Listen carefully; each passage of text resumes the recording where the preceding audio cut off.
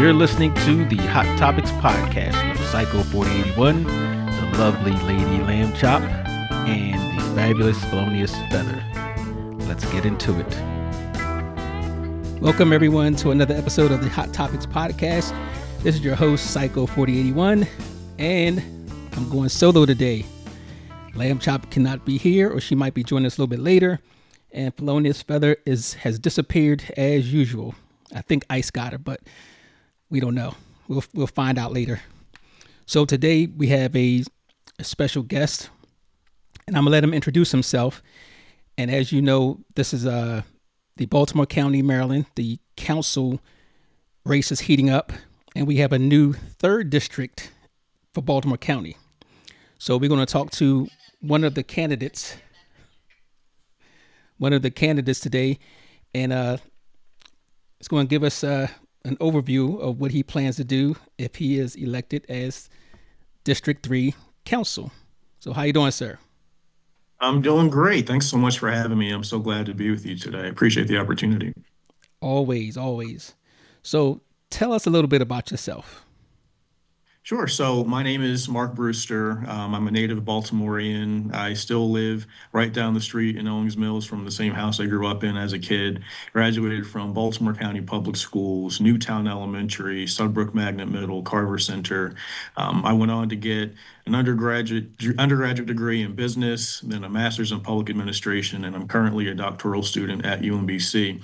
But I also believe very deeply in public service. So growing up, my parents taught me 2 very important values, the value of faith and the value of service. And those values have led me to where I am today. So I started off my career in public service working for former Congressman Dutch Ruppersberger in his DC office doing constituent services and helping make sure our front office was running smoothly. I then came to work for the Baltimore County Health Department where I am today. And I lead large scale projects. For example, a few years ago, there was a program where under my leadership, over 3,500 free Chromebook laptops to families that receive benefits like SNAP, WIC, and Medicaid.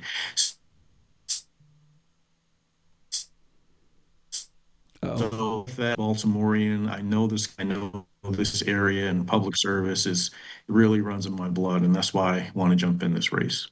Outstanding. And that was a good program, the Chromebook program. I actually went out there to the east side and helped out. Yes, Mrs. Debbie Risper was out there, a friend of mine, so I had the opportunity to go out there good. and help out a little bit. But that was a great program. That's my colleague. Okay. That's my colleague. Yeah. Okay. So I've known her for years. She's a great woman. So right next to me at work, actually. Yeah. Oh, really? Well, tell her I said hello. Yes. I talked to Debbie Hoff. I don't want to make this the Debbie show today, but I will. Hopefully I'll see her tomorrow, but I will. Okay. So what inspired you to run specifically for council person for District 3? And how have your life experience prepared you to represent this diverse district? Yeah, so as I said, for me, public service is something that's always been hammered into my head. And what's really inspired me is taking the fact that, again, I'm from here, I was born here, I was raised here, I have a deep personal connection to the area, but I also want to raise my own family here. So I have a vested interest in making this area the best it can possibly be. But taking it a step further, I also see and feel many of the challenges that our neighbors and our residents face. So whether we're talking about a lack of affordable housing, a lack of public transit, the need for economic mobility along Liberty Road. Many of these challenges really resonate with me because I'm a renter. And I one day dream of home ownership and I one day dream of having a family. But for too many people all across our district, that is something that is simply unattainable because of how unaffordable it is to do so in Baltimore County. So what's really inspired me is my roots here in the district and seeing the challenges that we face and relating to them. And what's prepared me, I think, is my experience in government. As I mentioned, I have experience doing constituent services at the federal level, and I have experience running programs here at the local level. And local government is very different from working in local government. So when we talk about the people behind the scenes who are making government work, that's what my job is. And in 2026, we're going to have between 5 to 7 new council members and a brand new county executive. And from my perspective, it's more important now than ever that we have leadership at the local level that is experienced and knows how to get things done at the county level, as I've proven throughout my career thus far. Oh, okay, outstanding. So you have that hometown connection. You've lived your whole life here. Obviously you've invested in the community, as far as on every level. Okay, it's pretty good. So Right. I know you mentioned Yeah. affordable housing. So what do you see as the most urgent issue facing District Yes. 3, and what's your first step to address it? Well, overall, I have to say affordability, and that's ranging from affordable housing to transportation to the cost of living. I mean, the past 3 or 4 years, we have had population loss here in Baltimore County, and I think it's largely because people just can't afford to live here. I mean, I have friends I grew up with. We used to talk all the time about how we're going to stay here, raise our kids together, but they've moved to different states where they can actually do that because they just can't do it here. We see working families and young people leave because of that. So what I'd like to do is launch and create a comprehensive plan and program around housing and infrastructure that works to stabilize rent, expand affordable home ownership that involves mixed use development, and really get programs and initiatives up and running that make life more affordable here. I think many people have this idea that affordability has to be a state or federal issue, but there are things we can do at the local level. We just have to be creative and really have someone in who wants to make these things happen. Okay, very good. Now I apologize to the listeners that some things might come in and out because my internet's pretty weak and we're actually joining through Zoom. So just give you a little update on that. Okay, so I'm a former law enforcement officer, right? And I've interacted with a lot of people in regards to crime prevention, that nature. Mm. So many residents have raised concerns about crime in communities like Randallstown, Woodlawn, and some of the other ones that was in Precinct 2 and Precinct, I guess you would be Precinct 3 or 4. What is your strategy for improving public safety in a way that's both effective and equitable?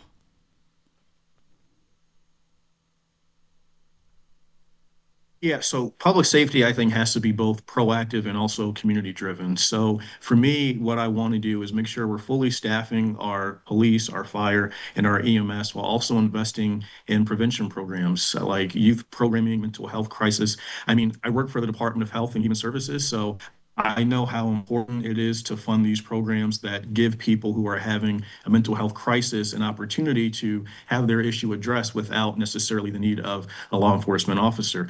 I think community policing also builds trust. So I'd work to really expand and build upon these relationships with the community and law enforcement. We have a number of great initiatives going on right now, like National Night Out, which is that yearly event we do in August. And so looking at doing more programs like that and really making sure that the community's voices are heard and that the police know the neighborhoods and the people that they're policing and the people know the people who are keeping them safe. So bridging that gap and building that connection is very important to me.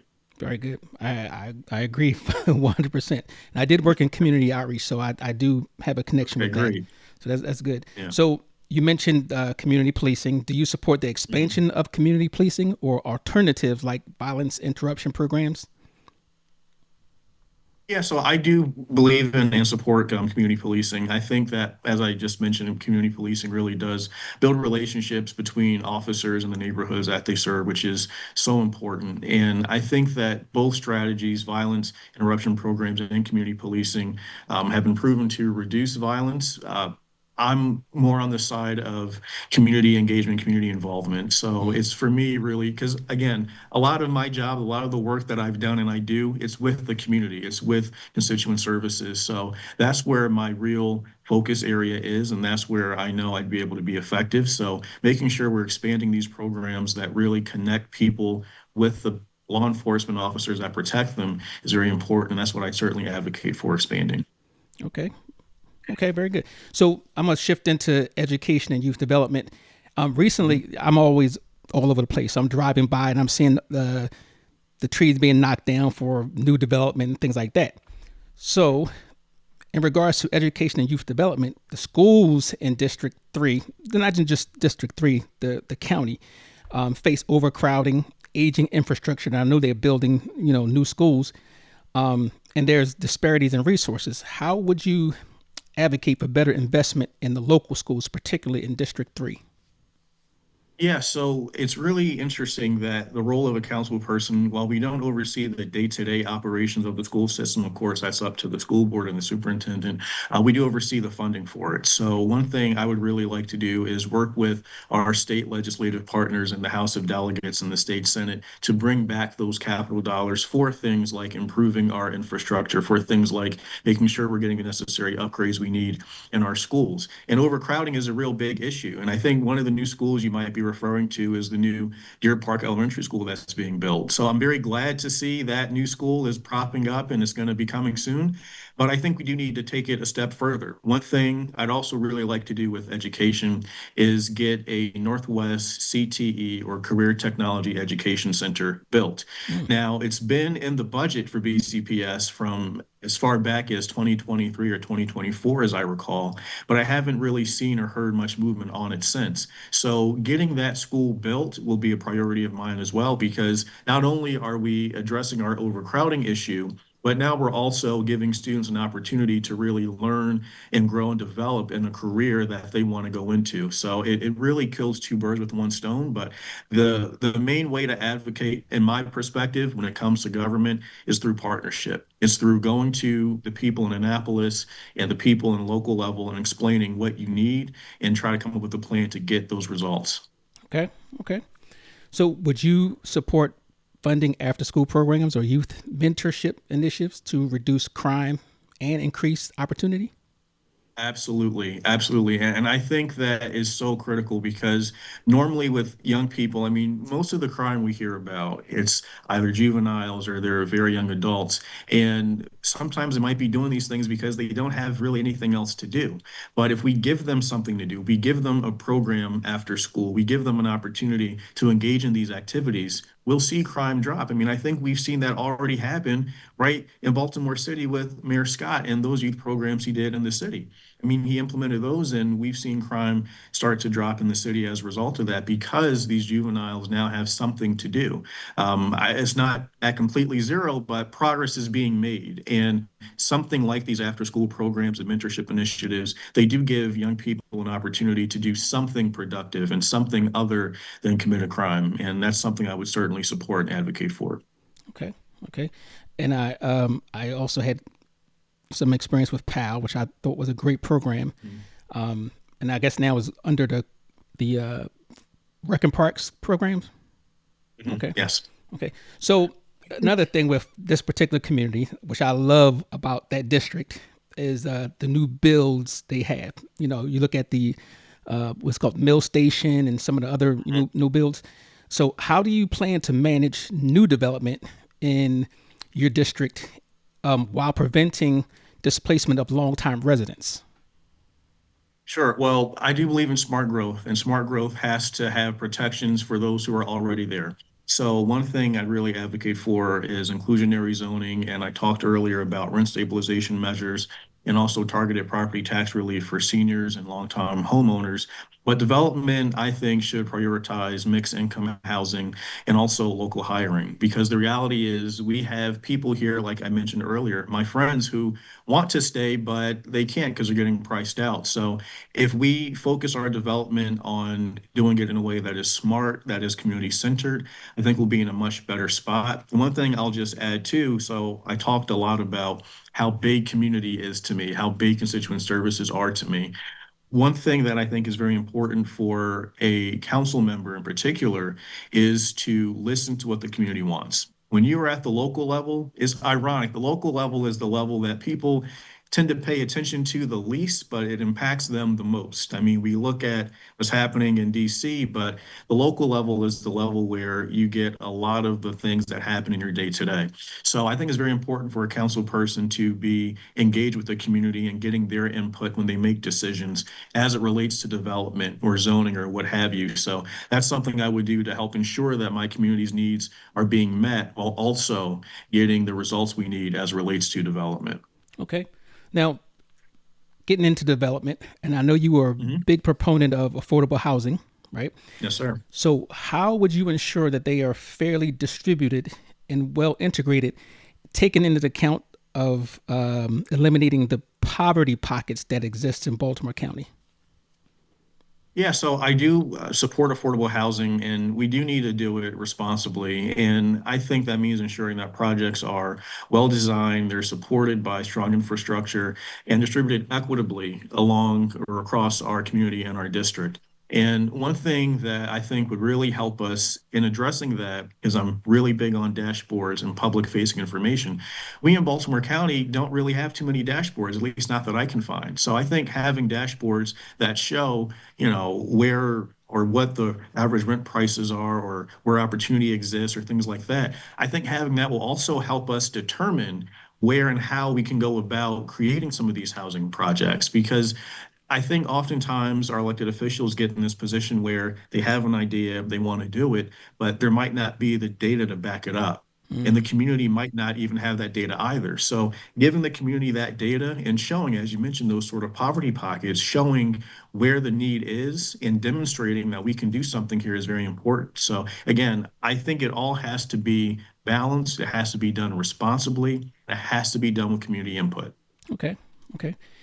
Now, in regards to the new development and Mhm. those type of things, what's your vision for reducing traffic congestion and improving road safety in the area, considering that many of the your constituents have expressed um, unfavorable views of the traffic hazards, speeding, blowing through red lights, stop signs, the whole nine. So, what is your vision on that, reducing Yeah, that? yeah, absolutely. So we definitely do need some more traffic calming measures, whether those are speed cameras, speed bumps. I think looking at, again, going back to the dashboard piece, I think creating a system where we can see where some of these accidents or where some of these reckless driving instances might be taking place and going to these locations and putting these traffic calming measures in will be helpful. But to the point you made about transportation, expanding that, I'm a really big proponent of public transportation, and I'm a really big proponent of getting a Northwest circulator system. So if you're familiar with the Towson Loop, I think that's great. I remember when it first opened, I was working in the county executive's office back in 2021 when it was first coming to fruition. And I remember going to the ribbon cutting, and we had a whole big event for it. Having something like that over here in Northwest Baltimore County would be great too, to connect Randallstown, Owings Mills, Reisterstown, so folks can get around without necessarily needing a car.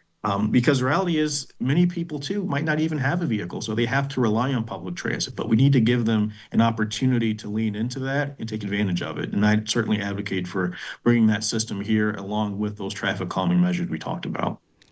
And also, you think that would actually improve job opportunities? I do, because now people are going to be able to get to more places. And if we do it strategically, we can place the routes of this Northwest Circulator system along business corridors, along maybe the Liberty Road corridor. You mentioned the Mill Station, Owings Mills earlier. There's a number of businesses and small businesses there if we do it or put a route in that area as well. So, yeah, I think, again, doing it in a way that is smart and that is looking at where the data exists, we can certainly make it an opportunity to increase job opportunities and allow people to get to and from work safely. Okay. Now, speaking of job opportunities, parts of District 3, and I'm not too familiar with the district, how it's going to be, but I'm assuming that's Mhm. Randallstown, Owings Mills, Reisterstown. Yes. Okay. Yes, sir. How would you support local businesses and attract sustainable development? I know you touched on the sustainable development before, but how would Mm. you attract and support more local businesses? Yeah, so local businesses really are, I think, the backbone of our local economy, and they contribute a lot. And if we look at Liberty Road, which is a really big part of the district that I hope to represent, uh, it's no secret Liberty Road needs some attention. Liberty Road needs some investment, and Liberty Road needs some revitalization. So for me, it's partnering with the community groups that are working with and along Liberty Road to revitalize it, and also creating programs for new business owners. So, one thing in particular I'd really like to explore in terms of small businesses is creating a new grant fund for young entrepreneurs. And these are young people, let's say age 20 or 21 to their mid 30s, because you know that if you want to start a business, you need some capital. Most of these young folks, they don't have the capital to do that. So the way I envision this going is we have this program, this grant program, run by the Department of Economic Workforce Development. Of course, applicants will submit a business plan, et cetera, and the department will monitor their progress. They'll give them the funds and we can work out the details of it. But creating programs like that just expand opportunity, looking at what that would be able to do for a new entrepreneur who wants to start a business but doesn't have the capital to do so. And attracting businesses here is also a big priority of mine too.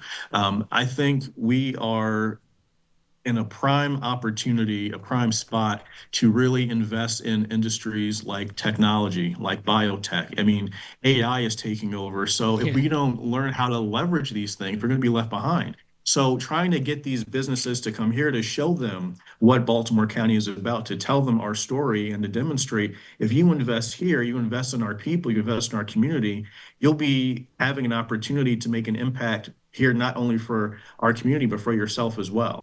And just to tie that back really quickly to the Northwest CTE Center, right? Suppose at that center we have engineering as one of the CTE programs there, and we get this big biotech engineering firm that comes here. Well, after the students graduate high school, they get the core skills they need to go right to that engineering company. And even Mm. while they're in school, they can do internships, they can do workforce development things, they can partner with these businesses. So I'm sorry, I get very passionate about this because it's all really connected. So we have an opportunity to really connect our students to good paying jobs. So we're telling businesses, if you come here, we already have people for you, young students who you can mold and develop after they graduate. So it really is a comprehensive approach. But again, I think everything does need to be done smartly and with community input. Okay. Okay. Now, this is something that's passionate that's a passion for me. Environmental Mhm. justice. Yes. Okay. District 3 in the former District 4 has dealt with flooding and stormwater runoff in certain neighborhoods. How would you ensure the county invests in environmental resilience in these communities? Yeah, so environmental resilience is very important, especially as we continue to see the impacts of climate change affect us everywhere, and particularly as it relates to flooding. So I think that flooding really does require long-term planning and investment. So I really push for stormwater infrastructure upgrades and plans that prioritize the hardest hit neighborhoods. And again, this is where I think data really can be handy to show us where those neighborhoods are. In addition to that, I believe in upgrading outdated drainage systems and expanding green infrastructure like rain gardens and things of that nature. So, and although at the federal level, things obviously are a little topsy-turvy right now, Mm-hmm. exploring whatever federal grants or whatever federal programs we'd be able to tap into, I think would also be worth looking at least to see what we can do to help protect our environment, protect our communities, and ensure that we are doing all we can to keep Northwest Baltimore County not only safe, but green and livable for all of our residents. Okay. Now, just a follow up question to that one, since you Yes, mentioned sir. the federal government. This Yes. particular administration is known to be, let's say, anti science, anti environment. How do you, how big of a challenge do you think it would be for someone on a local level, even working with the state, to bring some funds or even keeping those programs available to help you out on that end? I think it'd be a tremendous challenge. I will be very honest with you. And I'll even tell you, we've seen many of those challenges, just to deviate for a second, where I work at the health department. I mean, many of these federal grants and federal programs that the federal health department was running were cut. And I had a number of colleagues who had their last day be June 30th. or back over the summer. So we are already feeling the effects here at the local level.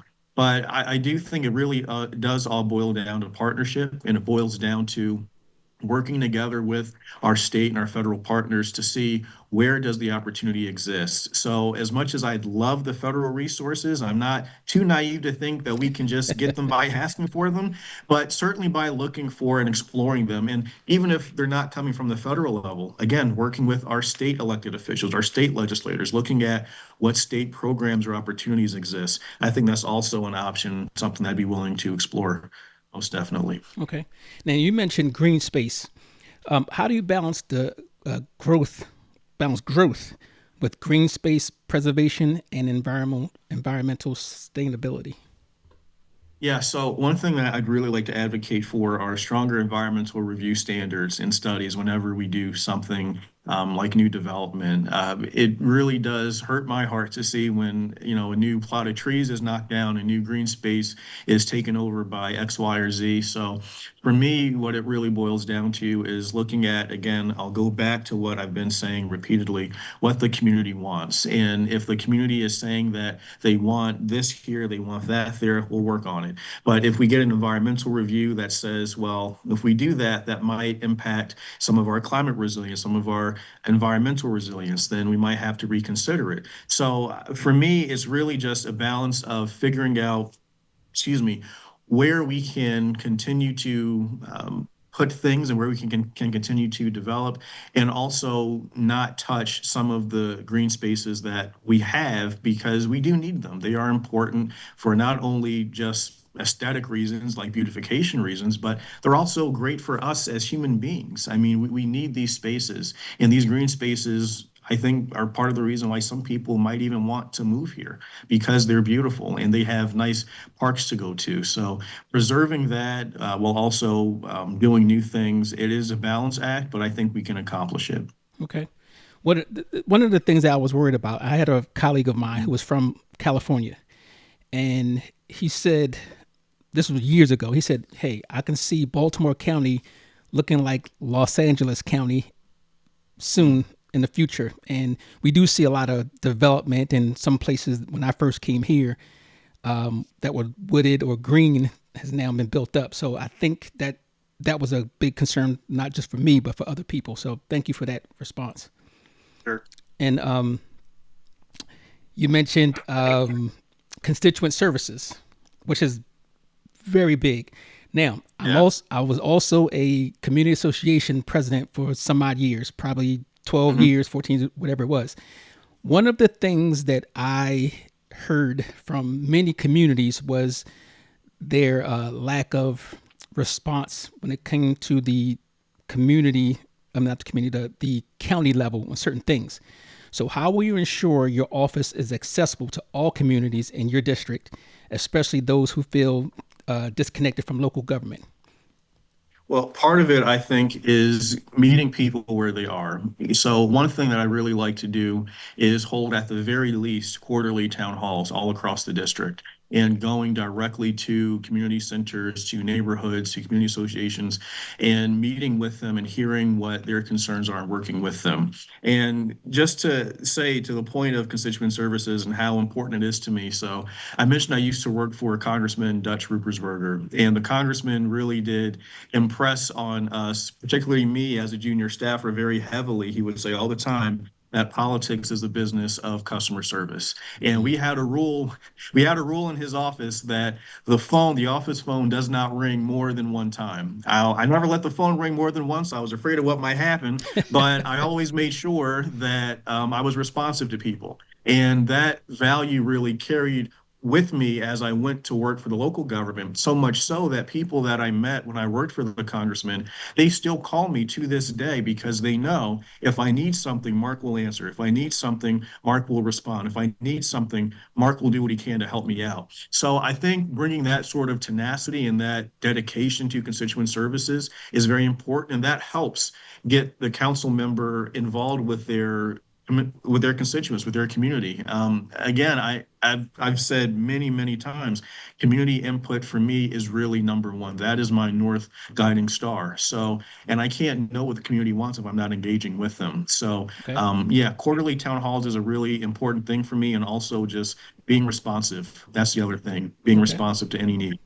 So one of the town halls are great. That is the one opportunity for people to come out there and actually learn how the county government works.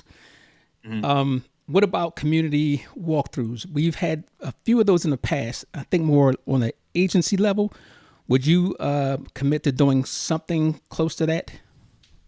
Absolutely. Absolutely. I mean, I think, as I've said before, too, I mean, the local level, this is really the level of government that's closest to the people. As the congressman used to say, it's where rubber literally meets the road. And you don't really know what's going on in your community, or you don't really know what's happening unless you get out front to see it yourself. Now, I get it when you're in Congress, the House and the Senate, you have millions of constituents. It's a little different. But at the local level, you've got tens of thousands. You can make that extra effort to take a community walk. You can make that extra effort to visit with the community groups and hear what issues they're seeing and to address the challenges that they're facing. So, yes, I would absolutely commit to doing community walkthroughs, quarterly town halls, and even newsletters as well, just so that we are informing our constituents on what we're doing as it relates to constituent services, council bills, projects, programs, initiatives, really just educating the community. Okay, excellent, excellent. And what I found is a lot of people won't go to those community meetings, and they just stay disconnected from government. But the Yeah. walkthroughs, newsletters, whatever, that's that opportunity to see, Mhm. hear people, and coming to them where they won't come to you. I like that. Yeah. Now I'm gonna ask you a very controversial question. Oh boy. Now you've heard the recent controversy over the inspector general position in Baltimore County. Mhm. Okay, Yes. so what is your position on the inspector general position and that hiring process? Do you support giving the, and this is a two-part question, and do you Mhm. support giving the inspector general more autonomous power? So I do think that the Inspector General, just blanket statement, should be independent, they should be well resourced, and they should be free from any and all political influence. I, like many other county residents, did not particularly enjoy the way the process recently played out with Kelly Madigan and Khadijah Walker. I think it could have been done better. I think that there were certainly methods for improvement, but the way I envision the IG's office operating is one that does not necessarily report to a politician, but that reports to an independent board. And I think there are some best practices we can look to, like in Baltimore City and even other jurisdictions. So it's really taking pieces of what works and applying them to us here. Because this last process, again, it sadly, it was very political. From my Mm, perspective, it was very political, and it should not have been political. It should never come down to that. But we do have work to do with the IG, and I would certainly look at strengthening the office and again, making sure they are independent and free from any and all political influence, whether that be from a council member or a county executive. okay. So I guess you have some work to do to convince your other council members to get on board with that. Yes, and like I said, I think in 2026 we'll have a great opportunity because we'll have again between 5 to 7 new council members. So Okay. we'll have an almost brand new county council. And my hope is that the people coming onto the county council, I'm hoping that I'm one of them, but my hope is that my future colleagues share that same vision and perspective that we need an independent IG free of political pressure, free of political influence, and we can work together to make sure we actually get that up and running. Okay. Okay. So now that's you mentioned influence, so we're going to segue into that part. What's your stance on transparency in the zoning decisions, developer contributions, which is the big one, and political accountability? Yes, I believe in full transparency with zoning and campaign contributions. And I'll tell you, I believe in it so much so that I'm actually running as a publicly financed candidate here in Baltimore County, one of the Okay. first in our county's history, because I do believe that people want candidates that are not even taking the question of, am I getting money from special interests or developers? So I'm not taking money from developers, from corporations, from PACs. All of my donations are coming from Baltimore County residents, capped at $250. So yes, I do believe that if there's nothing to hide, transparency should not be an issue. I'm happy to put myself out there with it, and I would hope that others would as well. But the reality is, I believe residents deserve to know who's influencing land use decisions. And I advocate for stronger uh, initiatives and stronger transparency around that, because again, it's important that the people know who are propping up the people that wish to represent them. Right. So So would you be in favor of a prohibit, not saying if it's legal, but for a prohibition on corporate financing and just have every candidate county funded? well, I think it's a great idea. What I will say, though, is although I am a publicly financed candidate and I'm doing it because I do believe very strongly in the message that it sends, I will say at the same time that I don't know if I necessarily believe that just because someone gives you a large check, a corporate check, that means that you're quote unquote bought. So I think you have to look at what the person does when they're in office. And if you can draw a connection to that contribution from there, then absolutely that's a problem. But I don't Okay. think, maybe this is me being too optimistic, but I don't believe that every single candidate that does take that corporate money is, again, quote unquote, bought or beholden to special interest. So I don't believe I would support that. But I am a strong supporter of public financing and of people taking small dollar donations. Okay. Okay. Fair enough. So I got two last questions for you. What do you hope District 3 looks like 4 years from now if you are elected? Wow. So I hope that we will have gotten a lot of work done from getting our Northwest circulator system up and running, from getting our Northwest CTE school up and running, from attracting new businesses in, again, these emerging industries like biotech, like medical, like AI.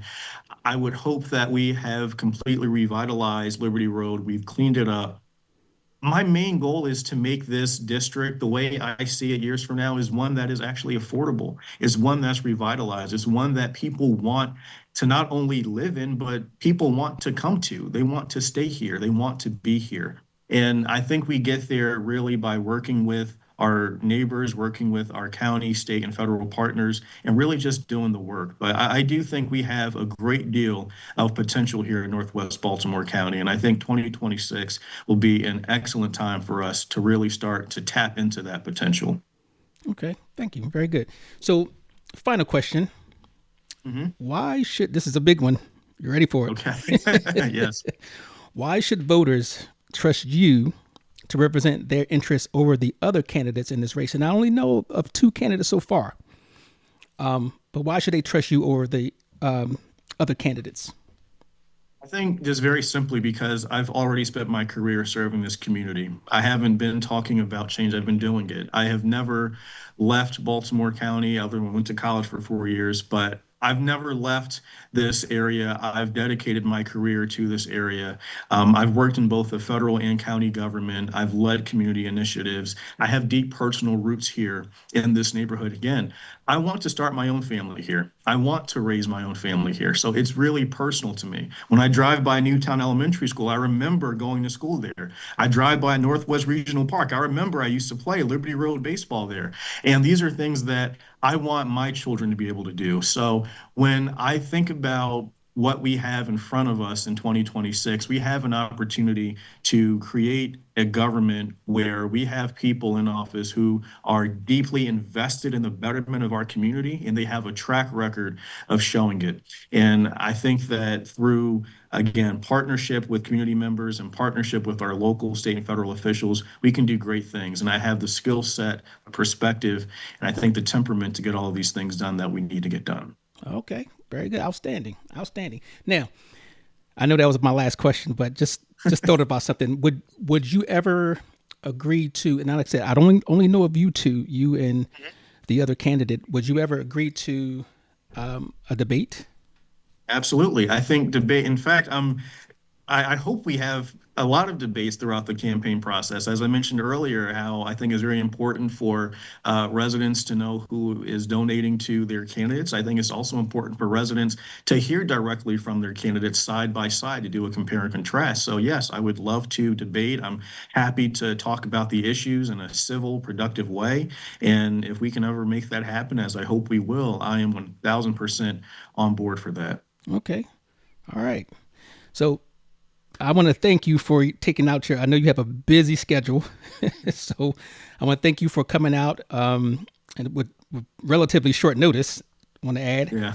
And I'm pretty sure the people who listen, and I'll make sure that this gets out to as many people as I can get to, they'll appreciate getting to know the candidates that they're going to have to vote for come, is it June? June. Okay. June of 2026. 23rd. Yes. Okay. Yes. For the primary. Okay. Thank you. And this is Mr. Mark Brewster. Did I get it right? Yes, you got it right. Okay. I was scared to. And if I, Okay. I'm sorry. I was gonna say, if I could add too, just if folks want to learn more or know anything else about me, read more about my platform, my bio, or get involved, they can go to markbrewster.org. That's where you'll be able to learn more about me. And I'm also proud to say, just as another brief aside, I'm very proud to be supported in this race by Speaker Pro Tem Delegate Dana Stein. And I think that's because he knows that I will be a strong partner with him on the council as he does his work in the State House, because we will share constituents. And I'm very grateful for the support we've received so far, and I look forward to connecting with more people. Okay, thank you. And that's Mark, MarkBrewster.org. You got it. Outstanding. MarkBrewster.org. And thank you for coming. Of course. Thank you, sir. I appreciate the time. Alrighty. Thank you, family, for listening to the latest episode of Hot Topics. As usual, listen, like, share, subscribe. Ta!